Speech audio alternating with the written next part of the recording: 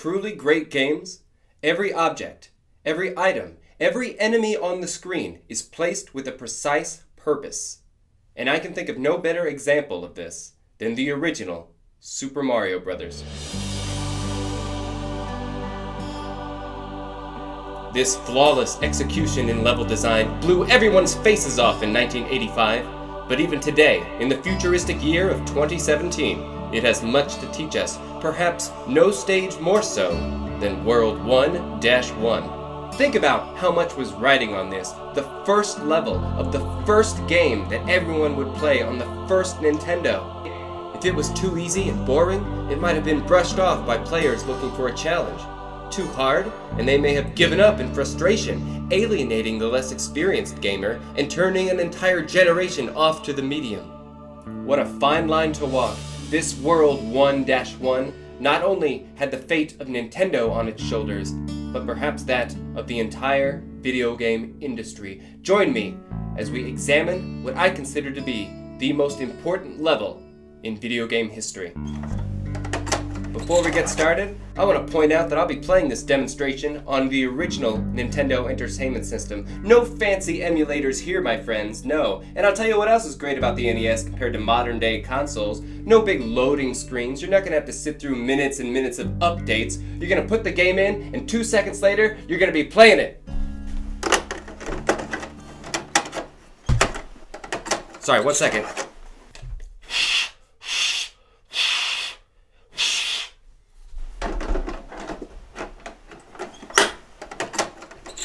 Man.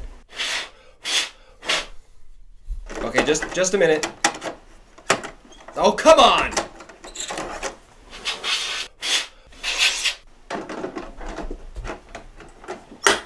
There we go. Okay, something to keep in mind about World 1-1, it was made as a subtle tutorial with new gamers in mind. That means that if you'd never picked up a controller before in your life, and in the 1980s, that wasn't terribly uncommon, that you would be able to instantly figure out how to play and have a good time. So, wipe those memory cards clean, and let's go into this with fresh eyes. Forget everything you know about Super Mario Bros. And pretend we're playing this brand new game for the very first time. Our analysis begins here. Yes, we haven't even moved, but there's so much to talk about. Notice that it starts with Mario in front of the green hill. Lots of open space in front of us subconsciously encourages our move to the right. We proceed, passing the hill behind us. This teaches us these are background objects, decorative only. If they had started us on the sky, it would not have been ridiculous to assume that we had to try to avoid these things somehow. Next, what's this? Ooh, a mystery box. Now, if there's one thing I've learned in life, it's that if there's a big question mark on something, people want to know what's in there. Or you can trade it all in for what's in this box. The box! The box! Even I used that trick when I unveiled Project Springfield. It's also flashing. What else flashes in life? Emergency lights. Things made to call your attention with a sense of urgency. The mystery box calls to us. And notice that I'm referring to it as a mystery box and not an item block because as of now, I don't yet know that items exist. All we know is what we've seen so far. Sky, bushes, mystery box, and whoa! What's this thing? It's coming right at us. What do we do? The only thing I've had to use so far is the directional buttons. How do I get past this enemy? And I only assume it's an enemy because it looks so angry. I really don't know, but I need to make a decision. Better throw my hand in, wish me happy landing. All I gotta do is... That's right! That Goomba's entire purpose is to teach us that we're going to need to jump. I feel compelled to ask, did he really want to hurt us? Or was he simply helping us prepare for the journey ahead? Could it be that his intentions were pure, but since he cannot speak, the only way to get his message across, to share his knowledge, was to charge us, pushing us, encouraging us to expand our skill set in a do-or-die moment? Is he truly an enemy or a hero? I suspect that his motivations will be up for debate until the end of time. But one thing's for certain, that Goomba will always be remembered. Now that we've learned how to jump, getting this mystery box is no mystery. Booyah! And we enjoy getting the coin, probably the most famous sound effect in gaming. Perhaps now we notice that we've been getting points for our accomplishments. There was a time when points would have been our main focus of the gaming experience. We would soon know better. Unlike most of our current favorites, Pac-Man, Asteroids, Tetris, and Centipede, Super Mario Bros. Was more about completing the quest, the points practically irrelevant. The idea of finishing the story had now taken center stage. We are immediately introduced to the item system. Based on our previous experience, we want more coins, so we hit the next block, but what's this?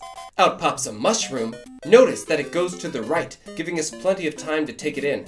It's also like us, the hero, going to the right, as opposed to the Goomba that went to the left. This indicates that the mushroom is a positive item. It's on our side. But we can't be too careful, can we? After all, last time a mushroom thing was moving around, it was an enemy. We see it bounce off the pipe, which tells us that the pipe is a foreground object we can interact with. But now it's coming right for us. And if you're experiencing flashbacks of the last time this happened, maybe you want to jump on it to kill it like before. But in doing so, we learn that is a power-up. But wait, back up. What if we're unsure and just want to jump and avoid it entirely? Should that happen, these blocks are the perfect height to force you to fall into it anyway.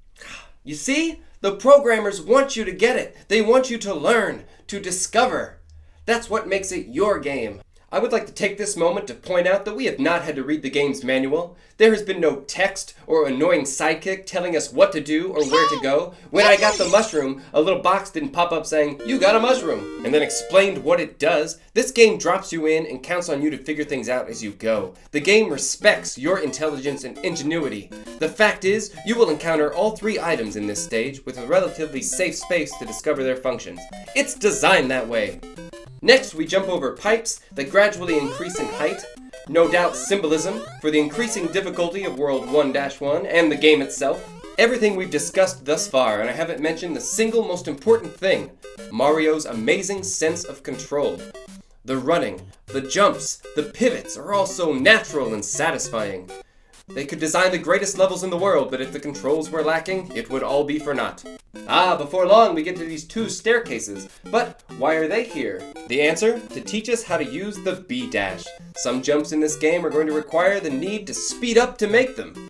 This shallow pit teaches us this without the risk of losing extra lives.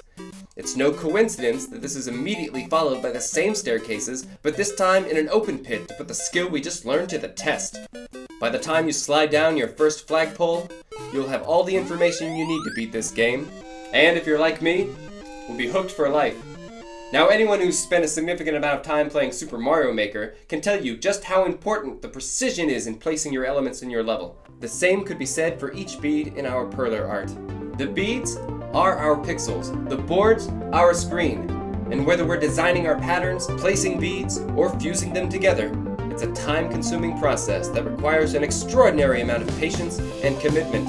And just like Super Mario Bros., it can be easy to learn, but difficult to master. Let's pay tribute by creating two iconic Mario scenes.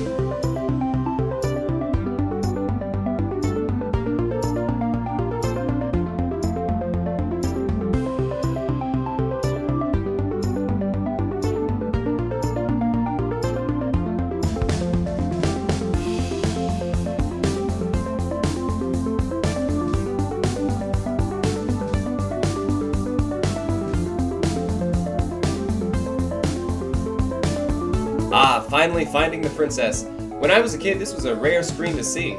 Now, we can look at it whenever we want. But remember, my friends, be it a video game or a work of art, it's not about the destination, it's about the journey.